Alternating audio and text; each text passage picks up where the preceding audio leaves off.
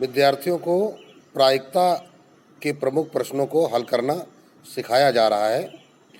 प्रश्न संख्या 14, विद्यार्थी ध्यान दें। एक थैले में 3 लाल 5 काली गेंदें हैं। इस थैले में से एक गेंद यादृच्छया निकाली जाती है। यादृच्छया का मतलब होता है बिना देखे हुए। इसकी क्या प्रायिकता है कि गेंद लाल हो और सेकंड लाल नहीं हो।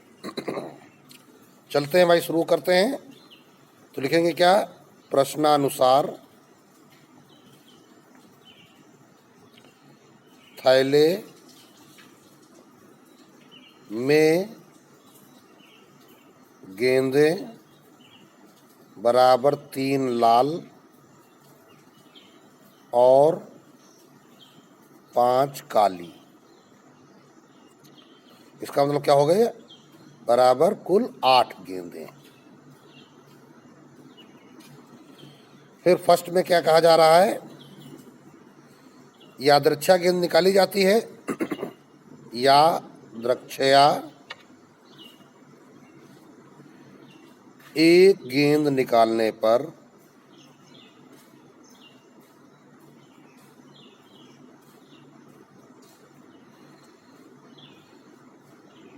लाल गेंद होने की प्रायिकता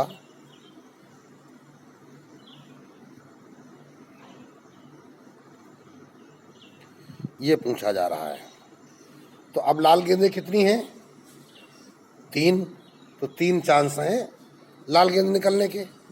और कुल गेंदें कितनी हैं, 8। तो 8 गेंदों में से 3 लाल गेंदें हैं। तो इनको हम क्या लिखेंगे, हिंदी में इसको लिख देंगे लाल गेंदें, लाल गेंदें बटे कुल गेंदें। तो बराबर क्या हो गया, 3/8। तो ये आपका आंसर हो गया। सेकंड में क्या कह रहा, लाल नहीं हो। तो अब यहां पर सेकंड में हम क्या लिखेंगे, गेंद के लाल नहीं होने की प्रायिकता।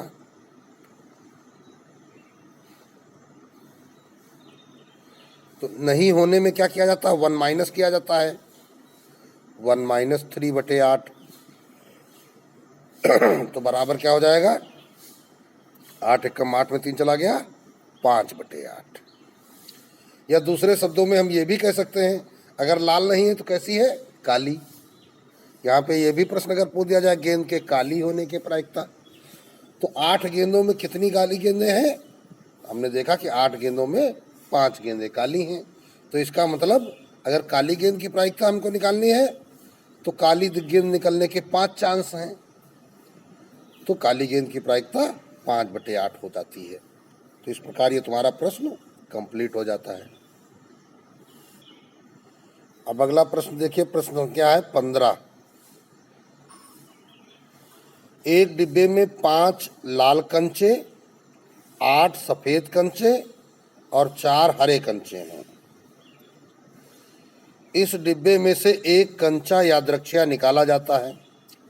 इसकी क्या प्रायिकता है कि निकाला गया कंचा फर्स्ट लाल है, सेकंड सफेद है, थर्ड हरा नहीं है। तो अब देखिए लिखेंगे क्या, चूंकि डिब्बे में कंचे बराबर 5 लाल, 8 सफेद तथा 4 हरे, ये कंचे लिख गए। तो बराबर क्या हो जाएंगे, कुल कितने, 8 - 5 = 13, 13 - 4 = 17 कंचे। कुल 17 कंचे हो गए। अब एक कंचा यादृच्छया निकाला जाता है। अब एक कंचा यादृच्छया, यादृच्छया का मतलब बिना देखे हुए, समझ लो आंख मूंद करके हमने हाथ में झोले में हाथ डाला और एक कंचा निकाल लिया। यादृच्छया निकाला जाता है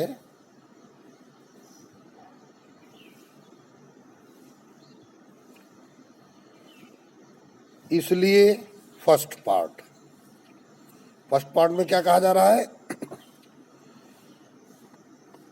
कंचा लाल होने की प्रायिकता।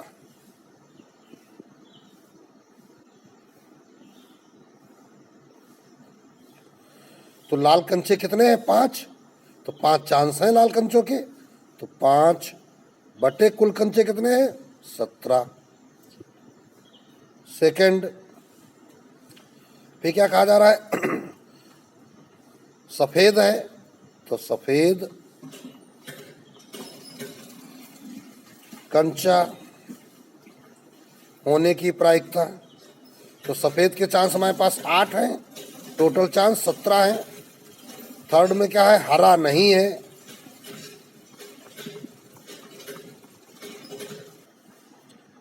तो पहले कंचा हरा होने की प्रायिकता लिख लेते हैं। लिखेंगे कंचा हरा होने की प्रायिकता।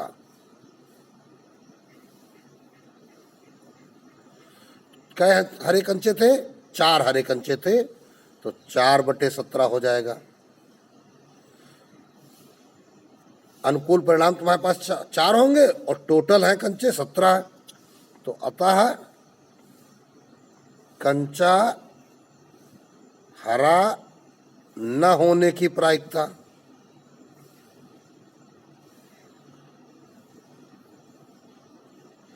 तो होने की प्रायिकता जब दी गई हो और न होने की प्रायिकता निकालनी हो तो 1 माइनस करो, सीधे सीधे 1 माइनस 4 बटे 17, तो बराबर क्या हो जाएगा?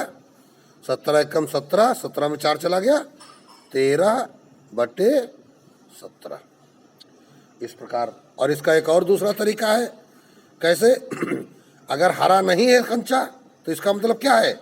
या तो लाल है या तो सफेद है। तो लाल है तो उसके 5 बटे 17 चांस हैं, सफेद है तो 8 बटे 17 चांस है, तो कुल चांस कितने हो गए? 8 5 13 बटे 17। तो इस प्रकार भी निकाला जा सकता है। तो ये प्रश्न भी आपका कंप्लीट हो जाता है। तो अब देखिए प्रश्न संख्या 17। गोपी अपने जल जीव कुंड एक्वेरियम के लिए एक दुकान से मछली खरीदती है।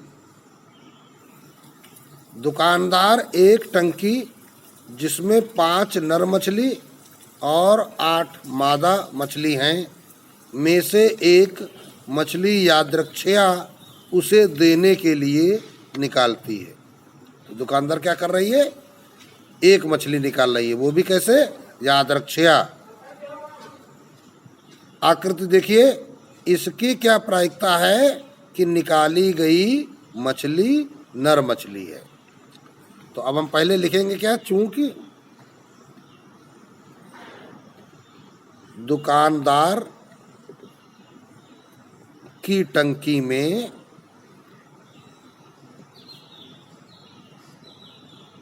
मछलियां बराबर कितनी है? 5 नर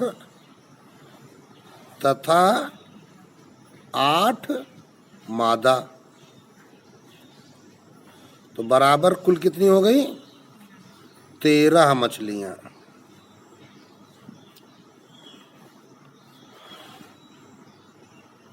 इसलिए यादृच्छया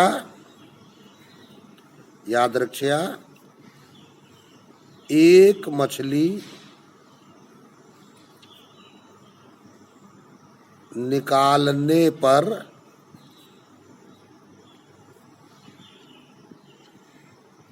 उसके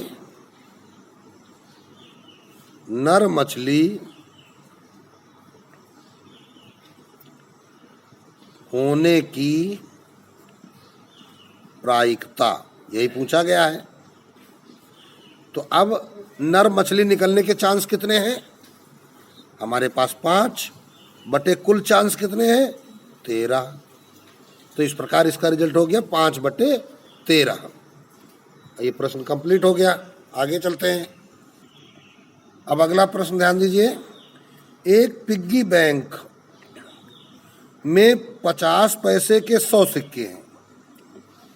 रुपए 1 के 50 सिक्के हैं, 2 रुपए के 20 सिक्के हैं और 5 रुपए के 10 सिक्के हैं।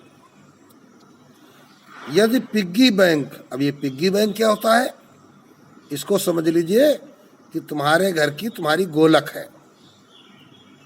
तो गोलक में तुमने क्या कर रखा है, 50 पैसे के 100 सिक्के भर रखे हैं, 1 रुपए के 50 सिक्के भर रखे हैं, 2 रुपए के 20 सिक्के भर रखे हैं, 5 रुपए के 10 सिक्के भर रखे हैं। अब उस पिग्गी बैंक को हिलाया आपने, गोलक को हिलाया और उल्टा किया। उल्टा करने पर कोई एक सिक्का गिरने का परिणाम समप्रायिक है। मतलब कोई एक सिक्का जो गिरेगा उससे, गुल्लक से, तो कोई भी सिक्का गिर सकता है। सभी सिक्कों के गिरने के चांस बराबर हैं, कोई भी सिक्का गिर सकता है। तो इसकी क्या प्रायिकता है कि गिरा हुआ सिक्का 50 पैसे का होगा या रुपए 5 का नहीं होगा। तो चलते हैं भाई, शुरू करते हैं। 18 नंबर क्वेश्चन है। तो लिखेंगे क्या, पिग्गी बैंक में सिक्कों की संख्या, पहले तो कुल चाहिए ना हमको, सिक्कों की संख्या। तो भाई क्या क्या कहा गया था, 50 पैसे के 100 कामा, फिर क्या लिखोगे, 1 रुपए के 50 कॉमा, ऐसे भी लिख सकते हो, रुपए 2 के 20 तथा रुपए 5 के 10 सिक्के। इतने सिक्के हैं तो बराबर कितने हो जाएंगे ये कुल सिक्के, 100, 50, 20, 10। इनका टोटल कर लो तो 150, 20, 170 और 10, 180। तो टोटल सिक्के कितने हो गए, 180। इन 180 सिक्कों में 50 पैसे के 100 हैं, 1 रुपए के 50 हैं, 2 रुपए के 20 हैं, 5 रुपए के 10 सिक्के। फर्स्ट में पूछा गया 50 पैसे का होगा, याद रखिए जो है सिक्का निकालना गिरा है। तो अब लिखेंगे क्या, चूंकि या अतः, क्या लिखेंगे, पिग्गी बैंक को हिलाकर उल्टा करने पर गिरने वाले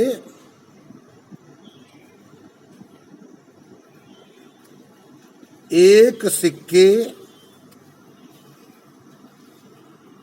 के फर्स्ट में क्या पूछा गया था, कैसा होना चाहिए, 50 पैसे का होगा। तो एक सिक्के के 50 पैसे का होने की प्रायिकता। तो 50 पैसे के कितने सिक्के रहे, देखिए 50 पैसे के 100 सिक्के हैं, यानी तुम्हारे अनुकूल चांस कितने हैं, 100। तो 100 बटे टोटल 180, 0 0 कट जाएगा, 2 पंचे 10, 2 9 18, तो बराबर क्या आ गया, 5 बटे 9। ये प्रायिकता हो गई। सेकंड कहा गया था, क्या कहा गया था, देखिए जरा, रुपए 5 का नहीं होगा। रुपए 5 का क्या होना है, नहीं होना है। तो पहले होने का निकालना पड़ेगा। कभी भी जब नहीं होने की प्रायिकता निकालने को कहा जाए तो पहले होने का निकालो। तो लिखेंगे क्या, रुपए 5 का सिक्का होने की प्रायिकता।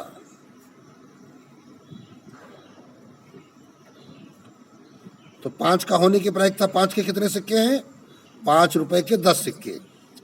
तो 10 बटे 180, 0 0 कट गया, तो बराबर आ गया 1 बटे 18। अब क्या लिखेंगे, रुपए 5 का सिक्का न होने की प्रायिकता। तो न होने की प्रायिकता के लिए क्या करना होता है, बराबर 1 - 1/8। तो अब बराबर क्या हो जाएगा, 8 एकम 8 में 1 चला गया, 7/8, 18 है, सॉरी 1/18 है, तो ये हो जाएगा 17/18।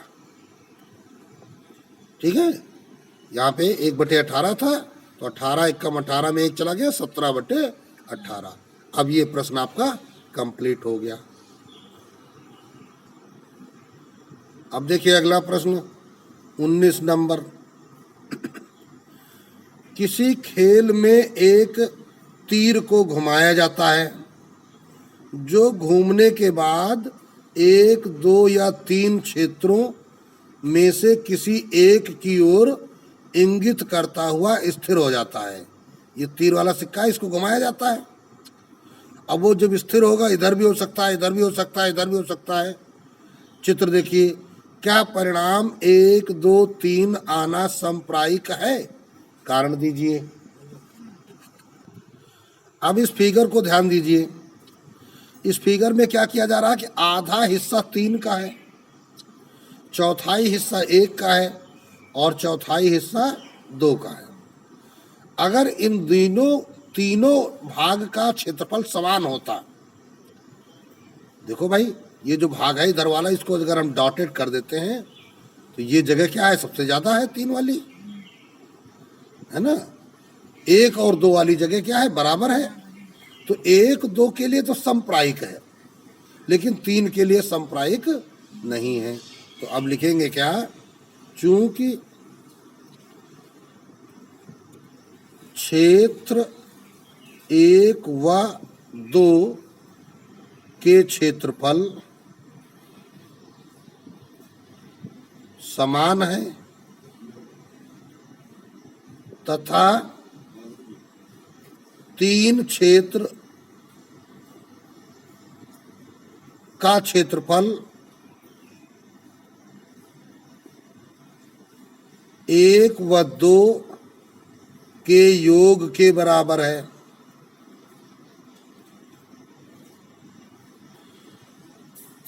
इसलिए तीनों क्षेत्रों के समान क्षेत्रफल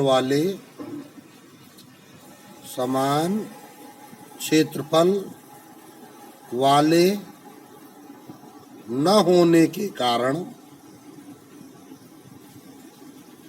क्या कहा जाएगा, परिणाम 1, 2 और 3 आना समप्रायिक नहीं है। मतलब परिणाम जो होंगे वो समप्रायिक नहीं होंगे।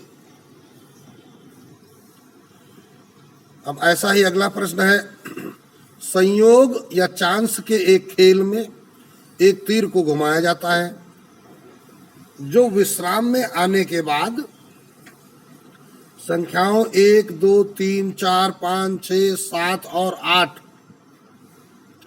में से किसी एक संख्या को इंगित करता है। मतलब ये तीर जब घुमाया जाएगा तो इन 8 संख्याओं में से किसी एक की ओर जाके रुक जाएगा घूमते हुए। यदि ये सभी परिणाम समप्रायिक हैं, क्योंकि सबके क्षेत्रफल समान है, इसलिए परिणाम क्या है, समप्रायिक हैं। तो इसकी क्या प्रायिकता है कि यह तीर फर्स्ट 8 को इंगित करेगा, सेकंड एक विषम संख्या को इंगित करेगा, थर्ड 2 से बड़ी संख्या को इंगित करेगा, फोर्थ 9 से छोटी संख्या को इंगित करेगा। तो चलते हैं भाई, शुरू करते हैं। क्या किया गया है, संयोग के खेल में जो स्थान बने हुए हैं वो कितने हैं। तो अब लिखेंगे क्या, 20 नंबर प्रश्न है, चूंकि संयोग के खेल में आकृति के अनुसार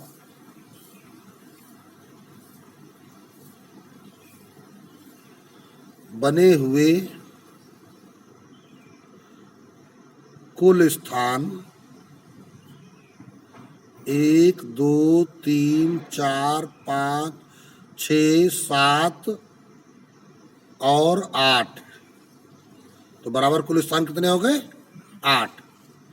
और क्या कहा गया है कि ये परिणाम क्या है? समप्रायिक है। इन स्थानों का आना समप्रायिक है, यानी बराबर चांस है। तो फर्स्ट में क्या कहा गया था? तीर के क्या इंगित करना है? 8 को। तीर के 8 को इंगित करने की प्रायिकता। अब देखो भाई, तीर 8 की ओर जाएगा, घूम के रुकेगा, तो 8 यहाँ कई बार है? 1 बार है। कितने चांस हुए? 1 चांस। कितने चांसों में से? कुल 8 चांसों में से। तो इस प्रकार 1 चांस तुम्हारे अनुकूल है और टोटल चांस है 8, तो रिजल्ट हो गया 1/8। सेकंड, अब दूसरे में क्या कहा गया? एक विषम संख्या को प्रकट करेगा। तो पहले तुम पता लगाओ विषम संख्याएं हैं कितनी। विषम संख्याएं, तो इन संख्याओं में विषम कौन है? 1 3 5 7, कुल कितनी हो गई? 4। तो अब क्या लिखेंगे? विषम संख्या इंगित करने की प्रायिकता।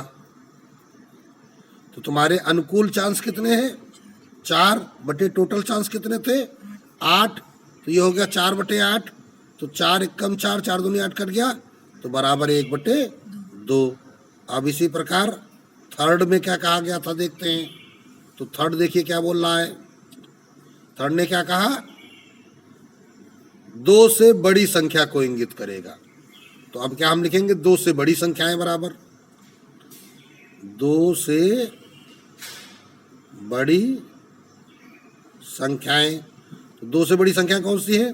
3 4 5 6 7 8। तो अब क्या लिखेंगे? 2 से ये बराबर कितनी हो गई संख्याएं? 1 2 3 4 5 6, 6 चांस हो गए।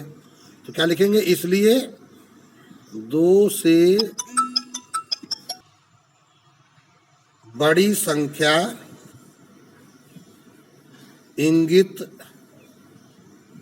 करने की प्रायिकता बराबर, तो 2 से बड़ी संख्या इंगित होगी तो कितने चांस थे? 6, टोटल चांस 8। ये हो जाएगा 6/8। अब देखिए चौथा चांस क्या बोला जा रहा है? 9 से छोटी संख्या को इंगित करेगा। तो अब देखिए इसका मतलब देख लीजिए, क्या लिखेंगे? फोर्थ, 9 से छोटी संख्याएं। तो 9 से छोटी तो भाई सब है, 1 2 3 4 5 6 7 8। तो टोटल कितनी हो गई? 8। तो अब लिखेंगे क्या? 9 से छोटी संख्याएं इंगित करने की प्रायिकता बराबर, मौके तुम्हारे पास कितने हैं? 8, टोटल मौके 8। तो 8/8 कट गया, तो बराबर आ गया 1। सीधे सीधे 1 आ गया। तो इस प्रकार यह प्रश्न भी आपका कंप्लीट हो गया। अब अगला प्रश्न देखिए। एक विद्यार्थी कहता है कि यदि आप एक पासे को फेंकोगे तो यह या तो 1 दर्शाएगा या 1 नहीं दर्शाएगा। इसलिए 1 प्राप्त करने और 1 नहीं प्राप्त करने में से प्रत्येक की प्रायिकता 1/2 है। क्या यह सही है? कारण दीजिए। तो 21 नंबर है। तो चूंकि विद्यार्थी के अनुसार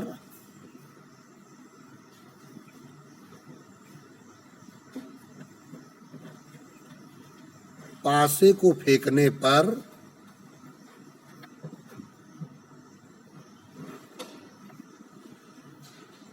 या तो 1 दर्शाएगा या 1 नहीं दर्शाएगा।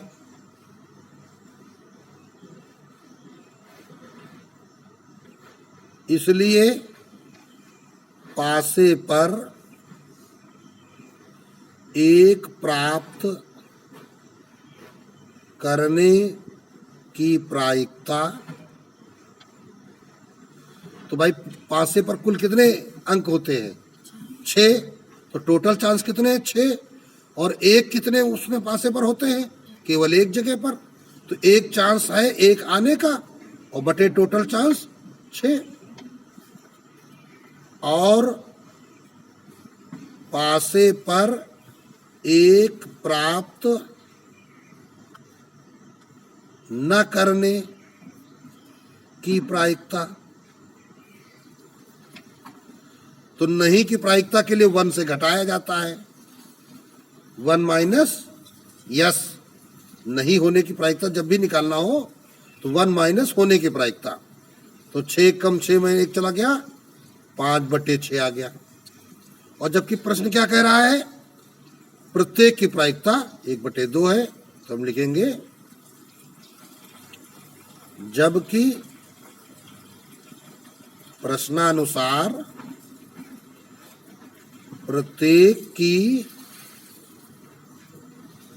प्रायिकता 1/2 है। क्या कहेंगे? अतः प्रश्नानुसार कथन असत्य है। जो प्रश्नानुसार कथन कहा गया है वो क्या है? असत्य है। एक पासे को एक बार फेंका जाता है।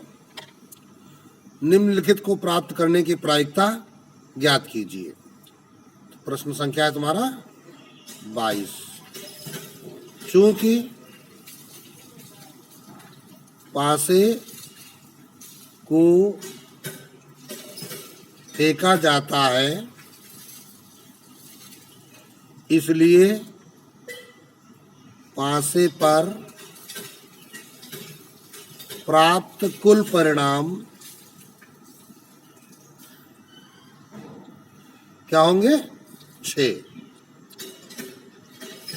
को टोटल परिणाम 6 प्राप्त हो सकते हैं। फर्स्ट में क्या कहा गया है? एक अभाज्य संख्या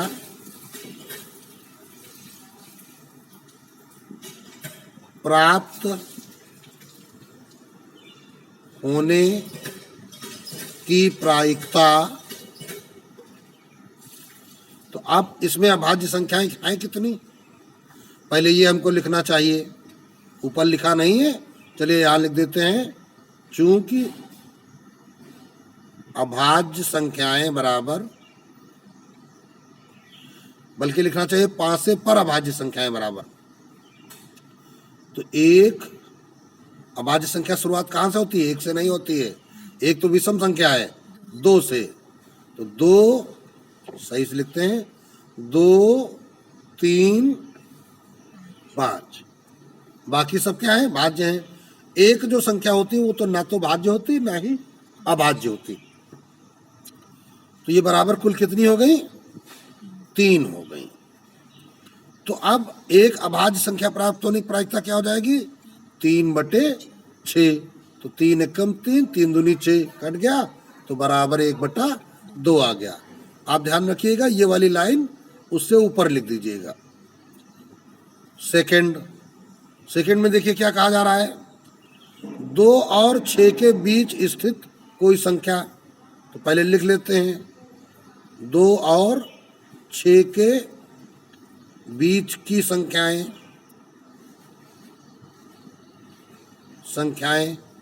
तो 2 6 के बीच क्या है? 3, 4, 5, तो बराबर कितनी संख्याएं हो गई?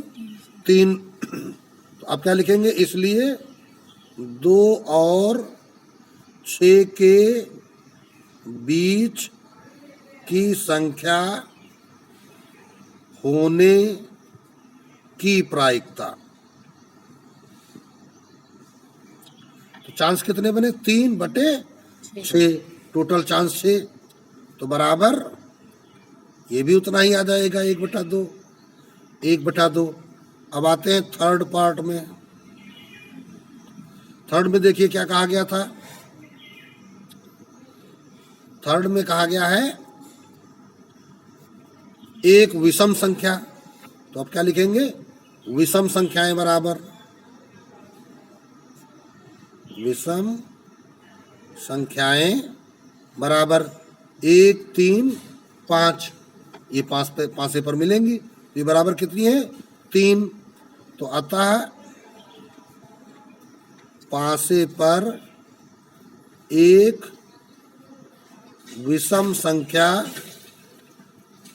प्राप्त होने की प्रायिकता बराबर 3/6।